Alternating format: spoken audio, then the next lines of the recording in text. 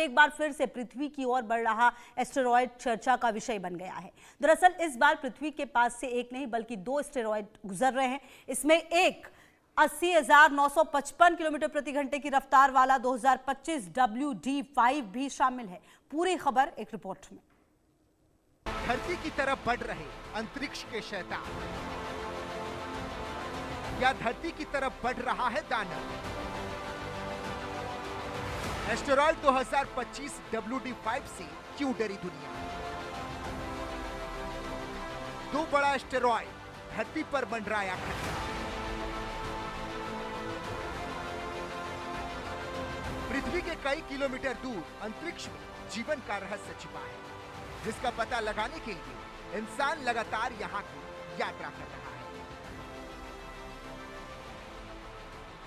एक तरफ यहां मानव जीवन की पर्याप्त संभावनाएं तलाशी जा रही है, तो दूसरी तरफ अंतरिक्ष से कई खतरे पृथ्वी की ओर बढ़ते रहते हैं, जिन्हें हम एस्टेरॉयड यानी कि क्षुद्र ग्रह कहते हैं।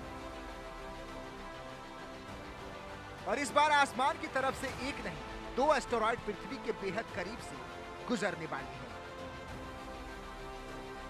हैरान करने वाली बात यह है कि इसमें एक 80,955 किलोमीटर प्रति घंटे की रफ्तार से आते हुए चर्चा का विषय बन गया है। इसी एस्टेरॉयड 2025 WD5 को लेकर सोशल मीडिया पर जो आने वाले साल हैं, आपको लगेगा कि आप बड़े आसान जिंदगी आपने जी है। आज की जो मुश्किल समय आने वाला है इंडिया के ऊपर, देशों के ऊपर, मैं आपको बता रहा हूं, हमें प्रार्थना करनी होगी कि परमेश्वर हर तरफ से तेरा आत्मा देश को छुए। आप देखेंगे लोग बुरे के बाद बुरे होंगे, व्यभिचार पूरा महिमा मंडित होगा, गंदे लोगों की वाह वाह होगी, बहुत सारी चीजें होंगी जो आप इमेजिन नहीं कर सकते कि ऐसा हो सकता है। क्योंकि जब पाप बढ़ता है तभी नाश होता है। लोग दुखी होंगे बहुत, रोएंगे बहुत, लेकिन आपको प्रार्थना करनी कि प्रभु आपको बचा के रखे, हमारे देश को बचा के रखे। हालेलुया।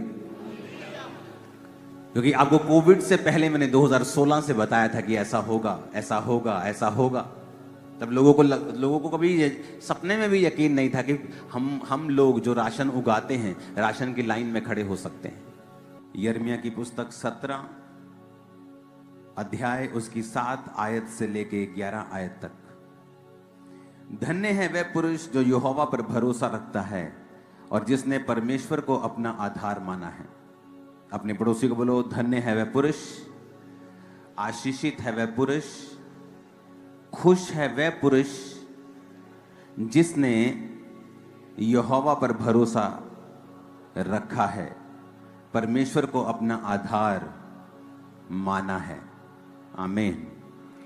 वह उस वृक्ष के समान होगा जो नदी के किनारे पर लगा हो और उसकी जड़ जल के पास फैली हो। जब धूप होगी तो उसको ना लगेगी, उसके पत्ते हरे रहेंगे और सूखे वर्ष में भी उनके विषय में कुछ चिंता ना होगी, क्योंकि वह तब भी फलता रहेगा। मन तो सब वस्तुओं से अधिक धोखा देने वाला होता है। उसको असाध्य रोग लग गया है, उसका भेद कौन समझ सकता है। मैं यहोवा मन को खोजता और हृदय को जांचता हूं, ताकि प्रत्येक जन को उसकी चाल चलन के अनुसार अर्थात उसके कामों का मैं फल दूं। जो अन्याय से धन बटोरता है वह उस तीतर के समान है जो दूसरी चिड़िया के दिए हुए अंडों को सेती है। उसकी आधी आयु में ही वह उस धन को छोड़ जाता है और अंत में मूर्ख और मूढ़ ही ठहरता है। जोर से हालेलुया बोलो जरा। यहां पर 2 तरह के व्यक्ति को याद करते हैं, निरोग हुए याद करते हैं। तो बाइबल ये बताती है, बाइबल कहती है कि जब आप प्रभु का ध्यान करें तो चुपचाप बैठे। पर यह अब उल्टा हो गया है, अब उल्टा हो गया है। अब लोग मोबाइल के सामने चुपचाप बैठते हैं, ये उल्टा हो गया। कहीं भी जाओ आप, हर आदमी किसी से बात नहीं करेगा, सब मोबाइल लग जाएंगे। ये उल्टा हो चुका है। परमेश्वर के सामने ध्यान नहीं करते, सिर्फ मोबाइल के सामने ध्यान करते। प्रभु का संदेश जितना स्पष्ट होगा, सुनने वाले के लिए उतना ही आसान होता है और लोग समझते भी। परमेश्वर का जो संदेश जो भी दे, हम उस संदेश को सुनने के लिए काम लगाते हैं, लेकिन कुछ लोग इस तरह का संदेश देते हैं कि हमें समझ में नहीं आता। तो ये मंच सच्चाई का मंच, और यहाँ पर परमेश्वर अपनी आंखें लगाकर देखता है कि जो सच्चाई मन पे बैठा है वो कितना अपने आप को महान बना रहा है। लेकिन सारी आदर महिमा हमें इसको देना चाहिए, परमेश्वर को देना चाहिए। जब पवित्र आत्मा का वचन सुनकर, मनन करके, जब ध्यान करके, प्रार्थना करके, आराधना करके, जब पवित्र आत्मा हमें छूता है, जब हमें पवित्र आत्मा छूता है, तो मनुष्य, जिस पवित्र आत्मा को मनुष्य छूता है, मनुष्य वो कह नहीं सकता कि मुझे क्या हुआ है। उसकी आंखें, उसकी खुशी, उसका आनंद बताता है कि उस सत्य को महसूस कर रहा है। लोग पवित्र आत्मा के सामने उचकते हैं। ये ज्ञान अनुभव ज्ञान है। अब मैं कहीं भी जाता हूँ, देखता हूँ, तो सबके मुख से निकलता राबा राबा राबा। पवित्र आत्मा क्या ऐसा ही होता है कि दिन भर आपके साथ लगा रहता है, हर टाइम राबा राबा। ये क्या है? ये अपने आप को धोखा देने वाली बात है, सीखने वाली बात नहीं है। उसने कर दिया तो अपन भी राबा राबा बोलो। अनुभव ज्ञान लो। पवित्र आत्मा जब छूता है तो पूरा शरीर सुन्न पड़ जाता है, धड़धड़ कांपता है शरीर। उसको बोलते हैं पवित्र आत्मा का छूना। ये उचकना, ये करना, मुझे छू लिया, ये क्या है?